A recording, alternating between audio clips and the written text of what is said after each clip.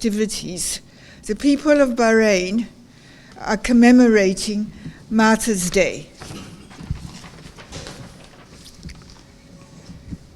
And today our thoughts are with all those in Bahrain who continue to struggle for justice and peace. Carol Turner, the vice chair of the campaign for the against nuclear disarmament, was going to be with us today, but sadly she's not very well. And I think her message summarizes what today's commemoration is about. I recall the news of Bahraini activists taking to the streets in 2011, inspired by the Arab Spring uprisings, demanding an end to the regime and its replacement by a popular democratic system of government, Carol tells us. And I remember the distress that followed the news that protesters were met with gunshots and many were injured and died, and the outrage we felt in Britain when news reached us that medics who had assisted the injured and dying were to be jailed for doing so. The region is going through particularly difficult times right now as Israel expands its savage attacks on Palestine, Lebanon, Syria, and Iran in an attempt to assert its dominance of the Middle East. When many people die, it's big news. It comes, so many killed, there was a bombardment, so many casualties. But nearly every day, someone in Bahrain is being killed or dying in the prisons of the regime. But because it's only one or two people each day, it doesn't make big news, it doesn't make the headlines. And the Bahraini people and their struggle is in danger of being forgotten, as there are wider events which take our attention, like the fall of Bashir al-Assad. So today's seminar, our first speaker is Dr. Jalal Farouz, a former Bahraini MP. Sadly, Bahrain doesn't have people who could be called genuine MPs, but maybe Farouz can give us a vision of what could be. Thank you, Karen. Ladies and gentlemen,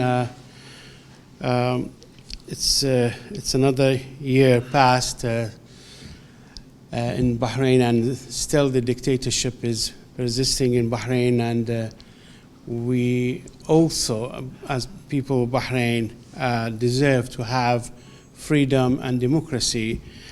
As now we can see some of the Western media and authorities are chilled to see a change in Syria, but I wish and hope that they broaden their view and see that not only Syria was under dictatorship, but also Bahrain. The Day of the Martyrs started in 1994 when several of our protesters were shot, and 2 of them were killed on that day. We had around almost 25 injured, and these 2 the 2 Hanis have died.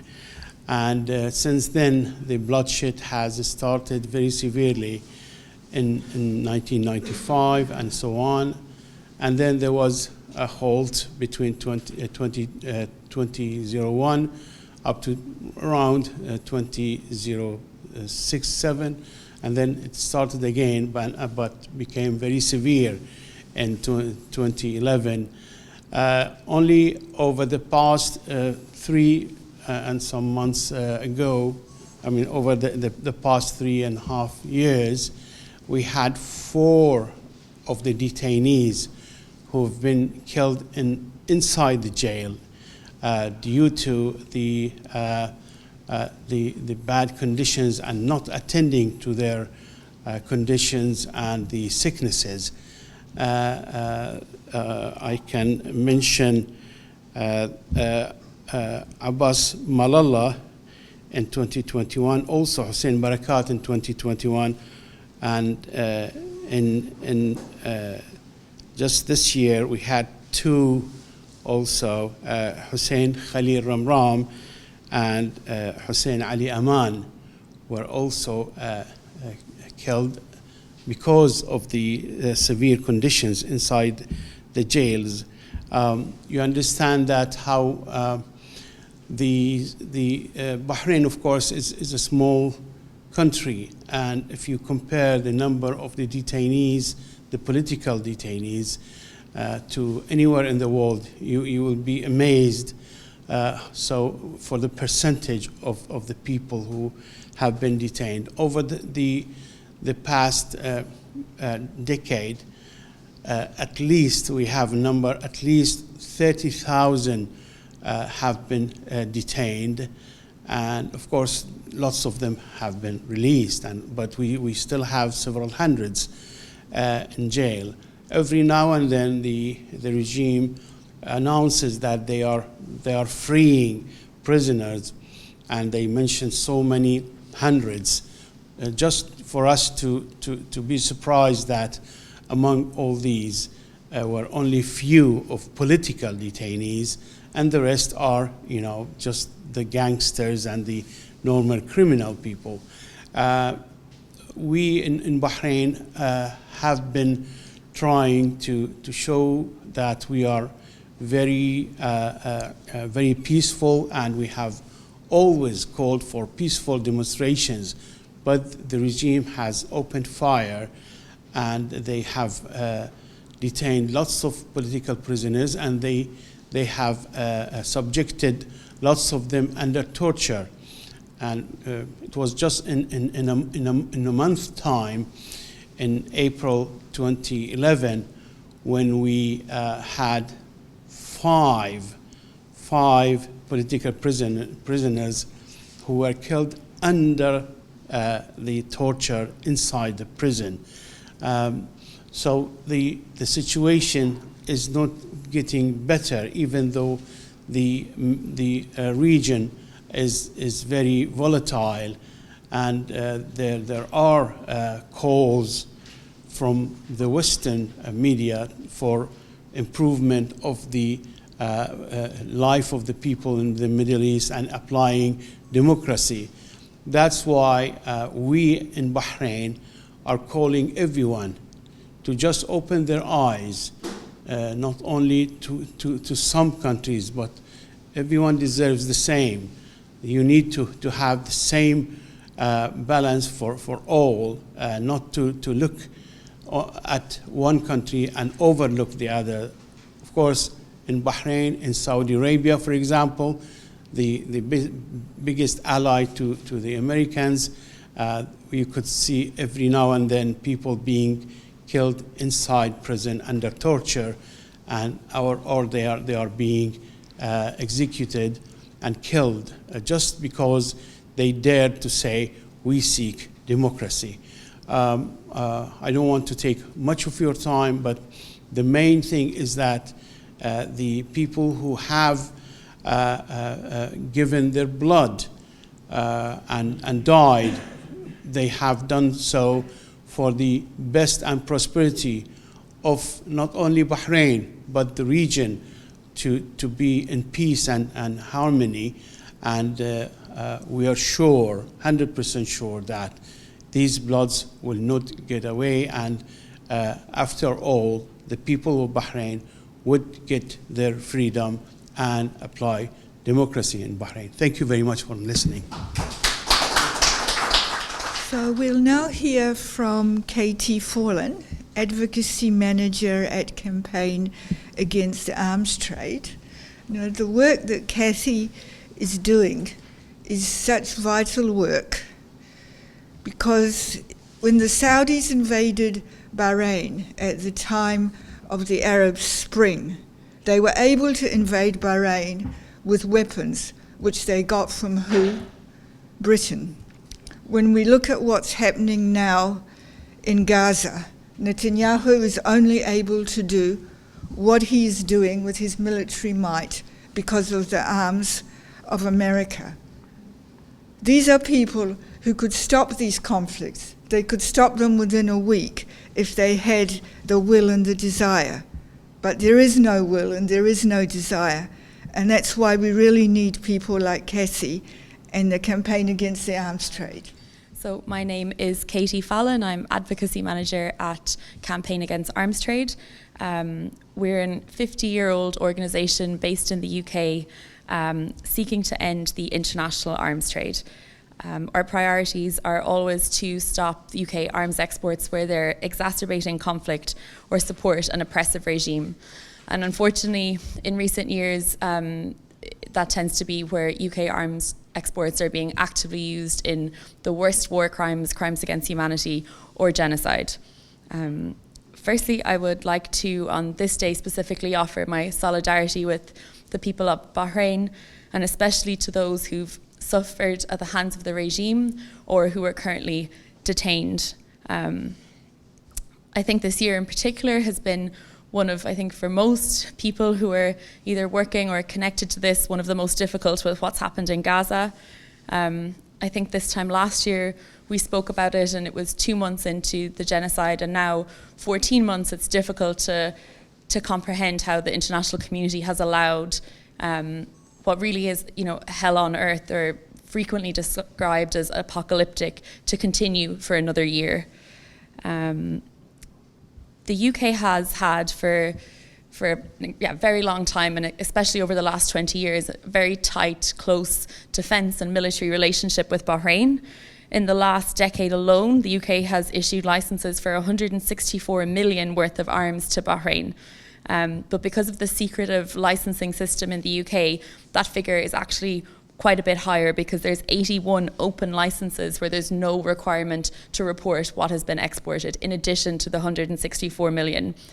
So for instance, some of those licenses include aircrafts, helicopters and drones for 51 million, small arms and weapons for 23 million, grenades, bombs and missiles, 29 million, target acquisitions and countermeasure systems, 21 million, warships, 15 million.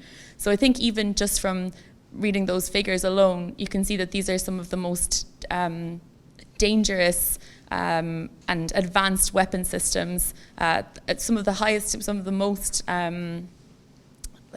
developed engineering from the UK, and this is the impact and where it's going.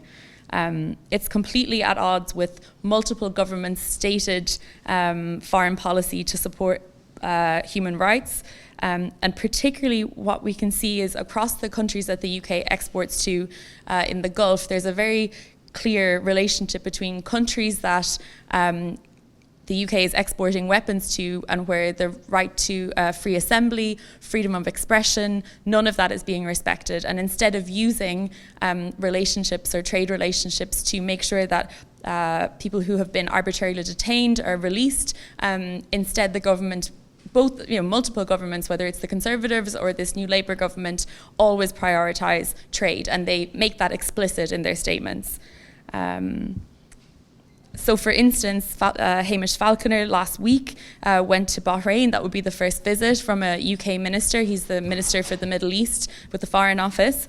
And they announced that the UK will join the US-Bahrain Comprehensive Security, Integration and Prosperity Agreement. And they have said this is to work with partners and build long-term security and stability across the Middle East. In their press release, the government announced that Bahrain hosts the UK's naval facilities in the Gulf, supported operations that support freedom of navigation and commercial trade through the Red Sea.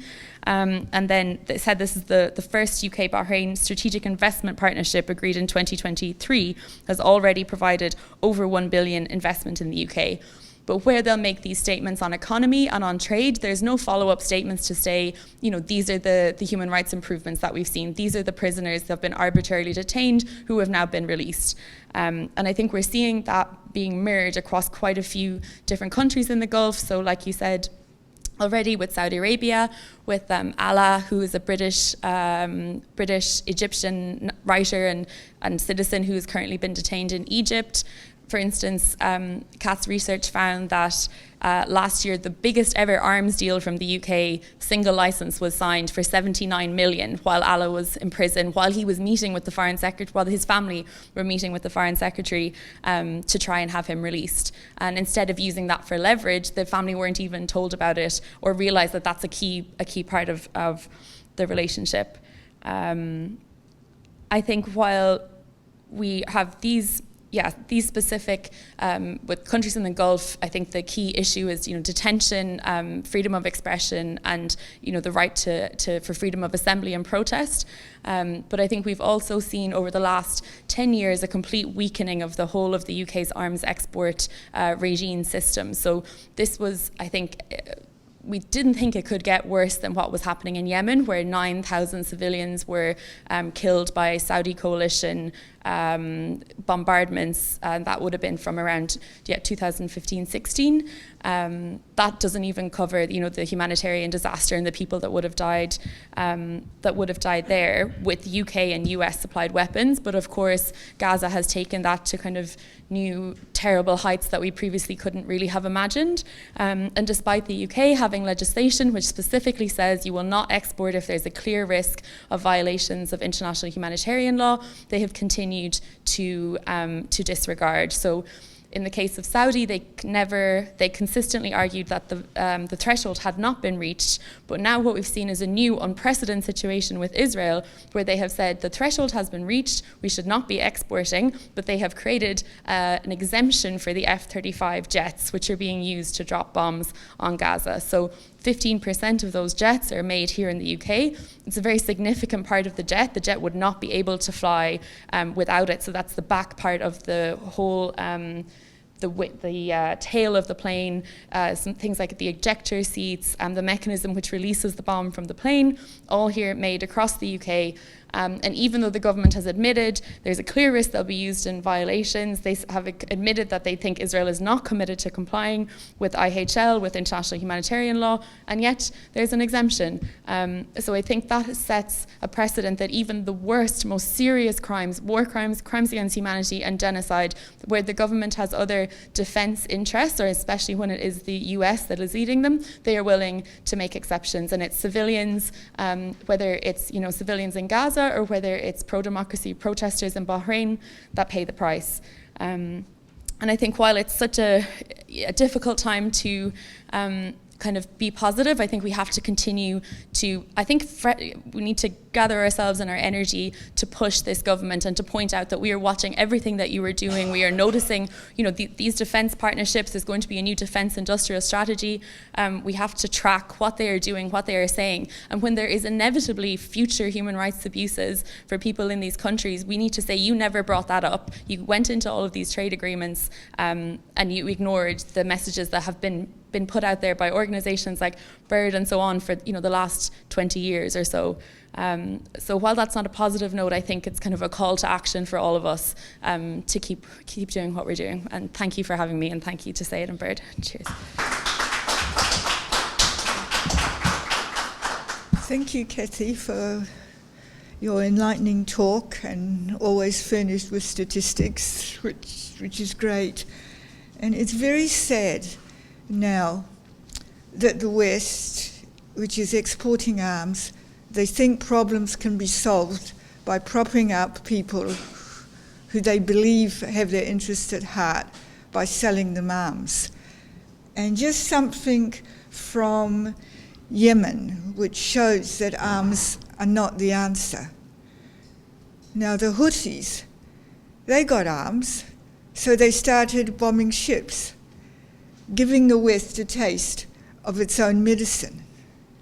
And what did the West do? Well, we all know they dropped a lot of bombs on Yemen, which is tragic. But maybe something we don't know is that they actually spoke secretly to the Houthis. And they said, listen, we'll recognize your sovereignty over the whole of Yemen, as if they were somebody who could recognize sovereignty over anything. I don't know why they gave themselves that right. But they actually said, stop the bombing of the ships, and whatever you want, basically, you can do in Yemen. So this shows us that weapons are not the answer. Now, our next speaker is Ali Mushaima, a former Bahraini detainee and activist. And when we read statistics, numbers, so many hundreds, thousands in jail, you know, numbers are numbers. But when we see a human face of somebody who's actually suffered at the hands of the regime, it's like Ali's going to tell us his story, but he's also telling, in a way, the story of every martyr and every person who's been detained in Bahrain. Thank you, Karan. Good afternoon, everybody. I was not planning to talk about myself. Actually, while I was thinking last night what to say on Bahrain's Martyrs' Day, I saw new horrific news that Israel had committed a major massacre at Khan Yunis in Gaza. The corpses were burned. A journalist said, "We do not have even shrouders for the bodies." This news showed that the decision makers in this world do not give value to the human lives. They supply the killers with weapons and other forms of support. The Holy Quran says, "Whoever kills one soul, it is tantamount to killing all people." When there is no value for the human soul, oppression and corruption spread. Peace is thus lost. In Bahrain, whose rulers are emulating Israel in their policies, we are like many people who aspire for freedom. We value the martyrs, respect and remember them. First, as an acknowledgement for their sacrifices. Secondly, to uphold their right to bring their torturers and killers to justice. The policy of impunity is a direct reason for the escalation of violations, as it is the case in Gaza. Thirdly, the case for which they sacrifice their lives is a legitimate and just one. Fourth, in relation to this date, 17th of December, remembering the martyrs is documenting history and remembering the real independence. The Khalifa regime marks what it calls national days, but the reality is that the independence happened in August. It bans the citizens from marking that day and forced them to celebrate the fake event. We were hoping to mark this day, recite poems and songs, but we remember it while we are still bidding farewell to new martyrs. The last one whom is Hussein Aman. He spent almost a decade in a prison and died a few days ago. He sacrificed his freedom first, then paid the ultimate price for the sake of freedom, justice and rights of the people. We were hoping that the conditions of the political prisoners would improve after his martyrdom to stop the situation sliding into more chaos, but the corrupt regime has intensified its pressure on the political prisoners, tortured tens of them for protesting against the killing of this martyr. In these days, the prisoners are facing all kinds of torture, including denying them food and drink.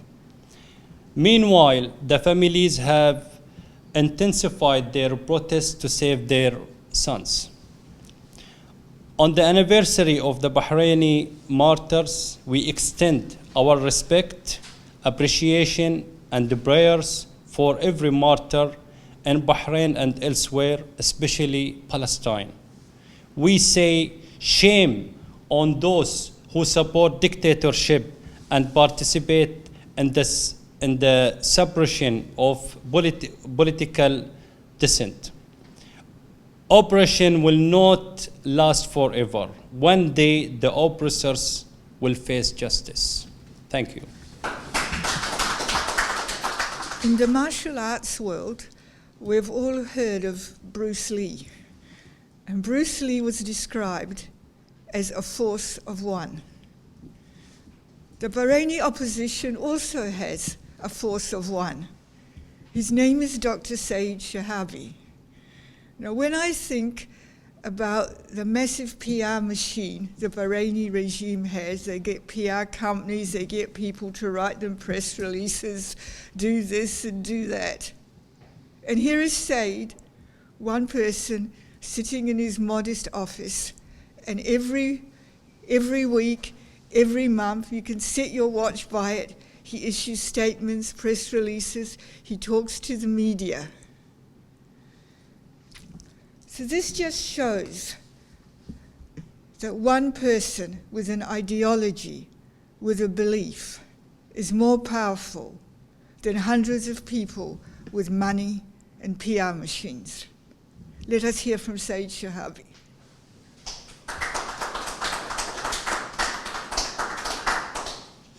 Thank you, Karen, for this lavish praise, which is not in its place.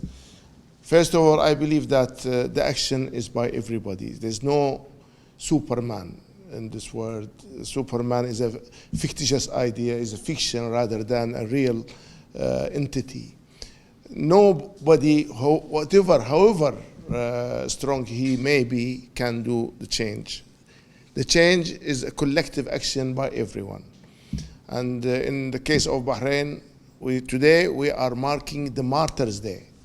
And the martyrs are the people who do the action. The martyrs are the ones who lay the ground for change.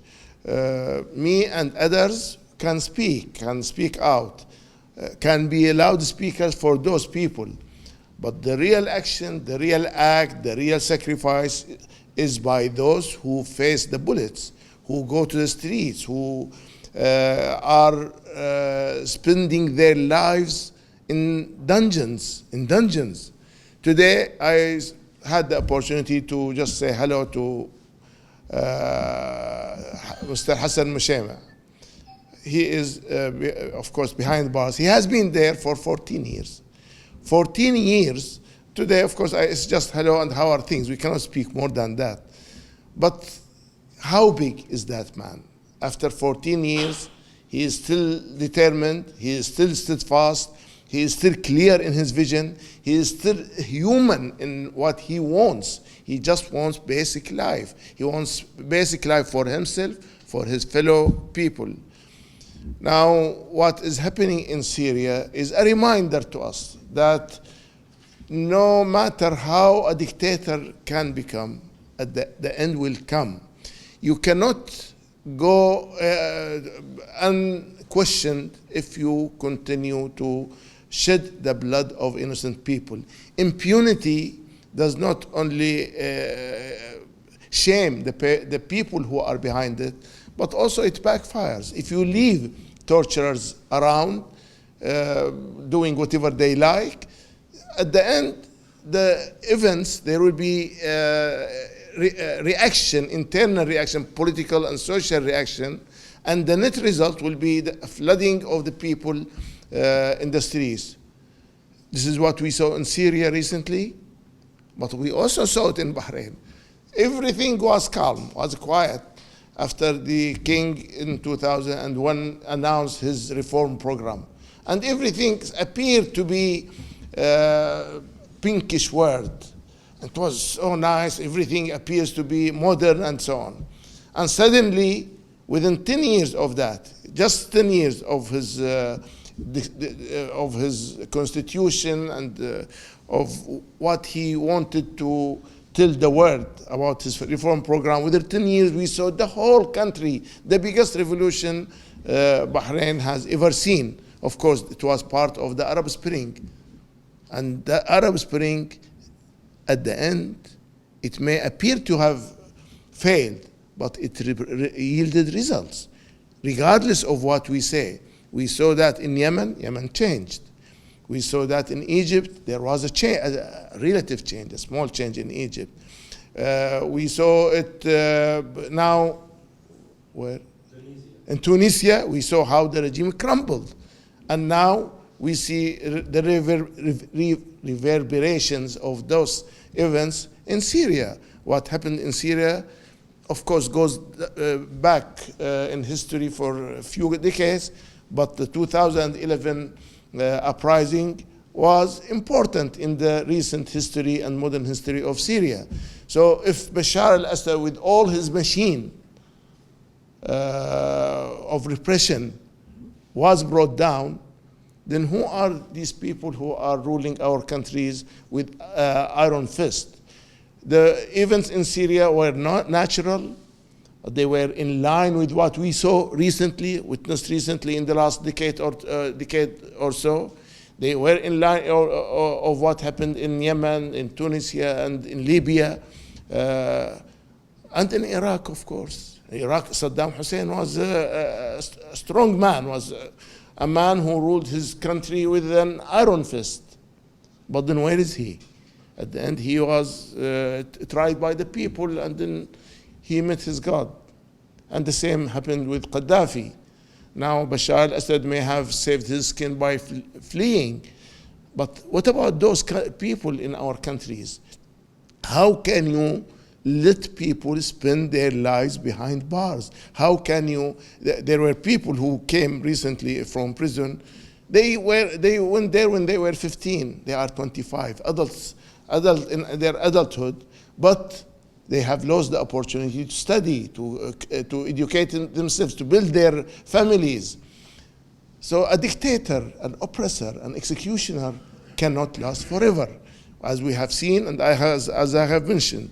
Now, marking Martyrs' Day is an opportunity to reflect on the affairs of the Arab world. The Arab world is in a dire situation for the past 75 years, at least since 1948, when Palestine was occupied.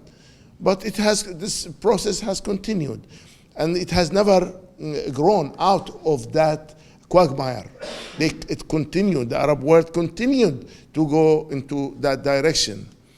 So when we mark the Martyrs' Day, it is not an opportunity just to cry and to shed tears on our martyrs. Of course, they deserve to be remembered. They deserve.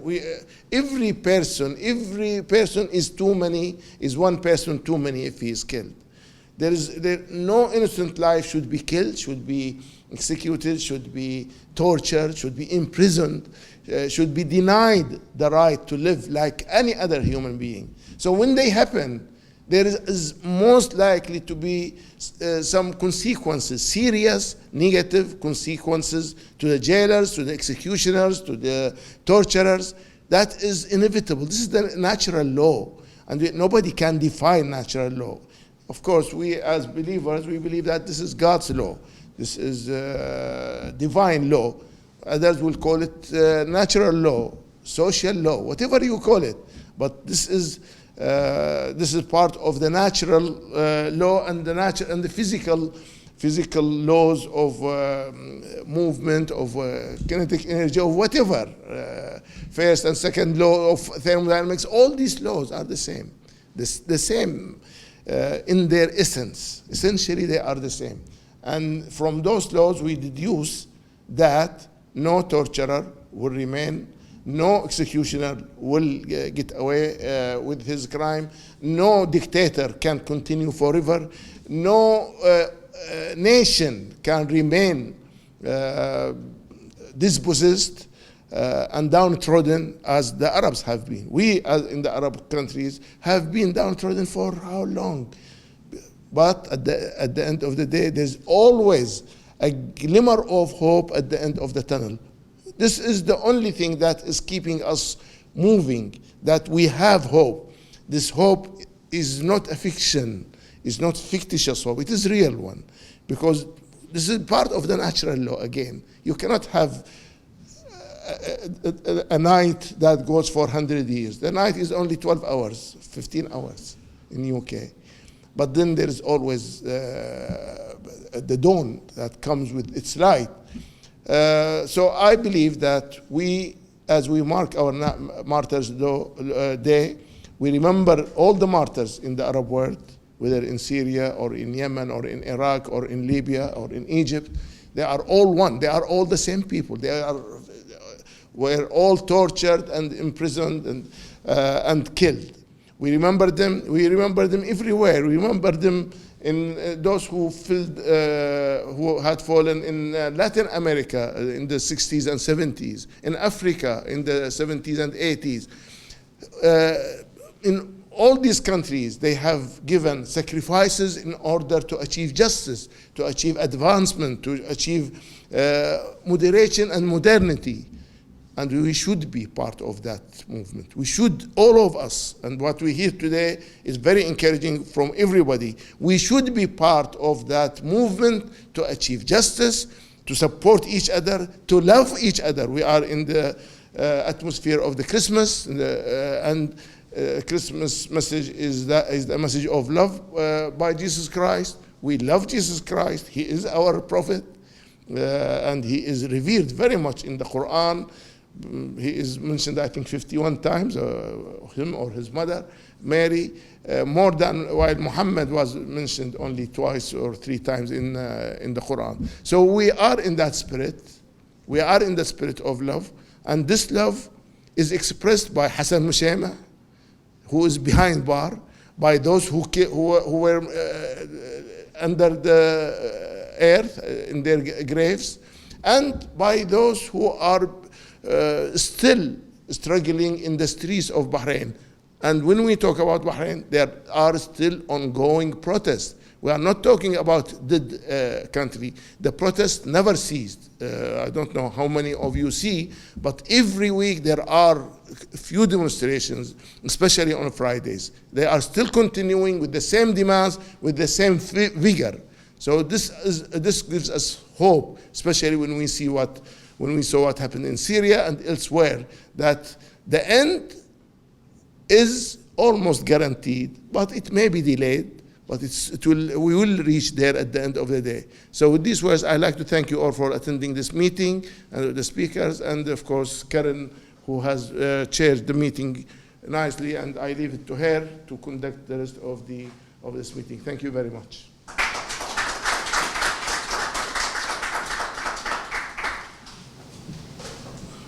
Thank you, Said. Is there anyone in the audience who'd like to come and say a few words or send a message of solidarity to the people in Bahrain? The floor is yours. Yes, Rodney, please. Yes. The story of Bahrain is, of course, one of ongoing torture and martyrdom. And it encapsulates the wider situation, which is West Asia is of autocratic, vicious, despotic family regimes supported by hypocritical colonialist regimes, of which two are this one here, which is the UK, and the USA.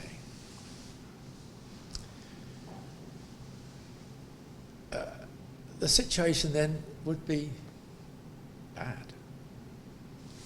But I'm going to shock you, and please stay with me as I just touch on the wider situation and say that I think it's going to get worse. But then the issue is to why it gets worse. Immediately, I don't have to tell anybody here the details of the situation and what has happened and the implications. Though I would point out to hubris inevitably coming to perhaps dictate the policy of Israel, which will probably see its opportunity not only to attack Iran,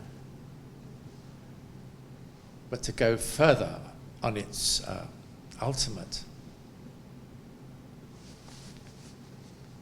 long-term aim, which is to create what it alleged existed 2,000 years ago, as to say, a Jewish state extending from the river Nile to the river Euphrates. And some of them are now openly saying that. So you see, if you think the West Asia situation is bad, you could say it's about to get much worse. I would also do it in human terms and say that just be aware that at this time of the year, all of us are affected by, frankly, the passage of the sun. And the sun gets its lowest point, is it called the nadir, which is December the 20th. And this is a time of the year when we can all get depressed. But now I go to shock you, and I say, I think it is, and this is going wider from Bahrain, going wider from West Asia. I think there is now a situation which is approaching, which is even worse. But in that, there could well be hope. The situation, you look at the global situation affecting, well, you've got, first of all, as being pointed out, you still have, in West Asia alone, you just have massive democratic forces which are there, whether anybody likes it or not, whether they are suppressed, whether they are tortured, whether they are killed, they are there and they will continue. And in the long run, they will stay there. But in the wider global situation at the moment, it is on the cards that there could be some sort of collapse. There could well be that the levels of debt are now gone completely and utterly up here. And there's an old saying, what goes up must come down, and that's always true of levels of debt. And there could well be on the verge of some sort of major financial and economic crisis. If you look at another graph, which has gone up here and somewhere up there, it's the derivatives graph. And it's not me. You take an old cynic like Warren Buffett, the great American investor. He has long ago called derivatives, over 20 years ago, the weapon of mass destruction. And he meant it. Now, these things are still there at this moment. And my feeling is that things are going to be interlocking and precipitate, and there could well be some form of global disorder. And when that happens, all the assumptions of complacent, smug Western countries that they are secure, that they are in top of the world and what they say goes, could all go out the window. I will now say one more thing. I know I'm speaking, and I'm not being offensive when I say that you are naturally an audience of cynics because you see human nature at its worst. And you will naturally tend to disbelieve things and expect perhaps the worst. But there is something very strange going on at this moment. And I have noticed it is being misunderstood by all the people that I talk to, and I am raising it with them deliberately.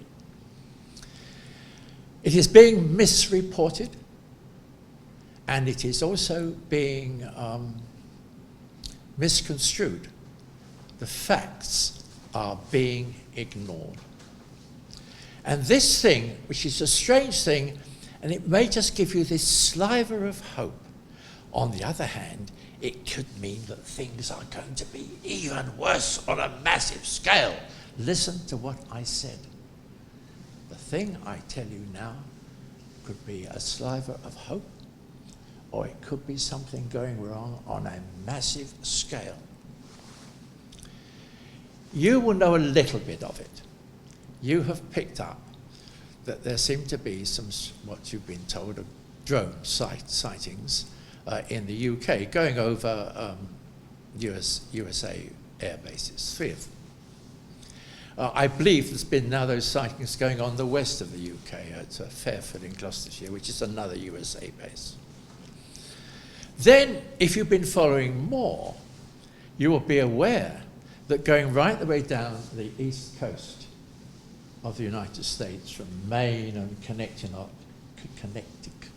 isn't it? New York State, New Jersey, Virginia, there's another one, Carolina, and then across over here, it's now somewhere in California and Oregon, and one in the center, which is Minnesota.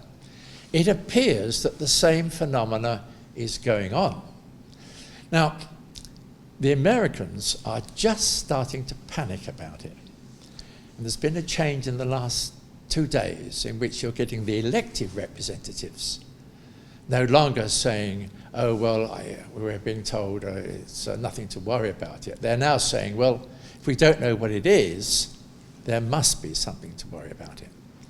But then you go wider from America, and there are now about 15 countries where the same phenomena is apparently being seen. I name them: Australia, New Zealand, Indonesia, Japan, Kazakhstan, Russia, India, and 2 very interesting ones in Germany. The ones in Germany, one was the visit of the aircraft carrier, UK aircraft carrier, to Hamburg, where you were getting this drone phenomenon. Remember that these drones are there with impunity. They have not succeeded in bringing one down. It is alleged there's been one down, but the chances must be that it was a drone going up from the local lads or the local police or something, possibly being put down. And the fire had the what's the name, the spectrum of light of lithium, of a lithium battery. So don't assume that any of these things have been shot down. And so you have a phenomenon going on right the way around the world. The other place, by the way, in Germany, was over Ramsden. And Ramsden is the place where is the coordination of the whole military efforts in Ukraine. Now, you say that this is mind-boggling fantasy. Yes. And then you say, well, what are the explanations? There can be a very nasty negative explanation. And that negative explanation is, and here you have to look at history, etc., which we are being stitched up for certain powerful forces trying to panic everybody, and then panic everybody into agreeing basically to giving rid of all your liberties and all over any control over your life. That is one of the nasty implications. There are, on the other hand, possible beneficial implications. Now, I don't know. What I'm saying is that is a phenomena that you should try and take account of. It is beginning to open up. It could make the situation worse. On the other hand, you have to say, well, now, if it's, who could it be? It can't be the local lads. It has to be organised on the least of a country. But which country has the resources to put out these drones, which are acting with impunity, which appear to come from the sea and go back to the sea? Not the Russians, yeah? Not the Russians. Okay, yes. Not Russia, yeah? No, look at the detail. No country has the combination of the technology and the resources to do it on the scale.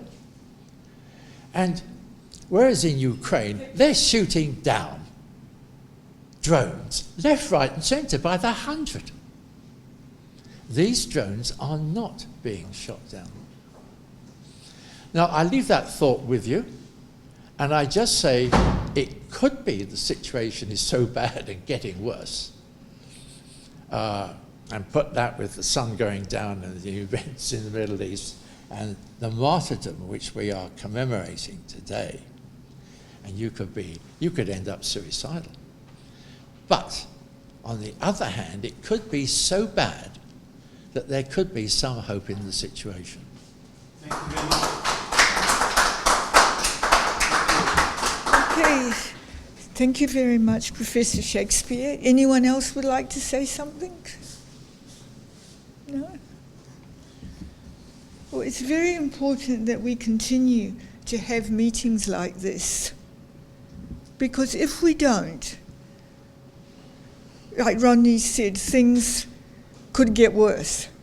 And if we don't continue with these meetings, with this dialogue, with this discussion, there is a danger that the Bahrainis could end up being a forgotten people fighting a forever war. Please don't let this happen. Thank you again.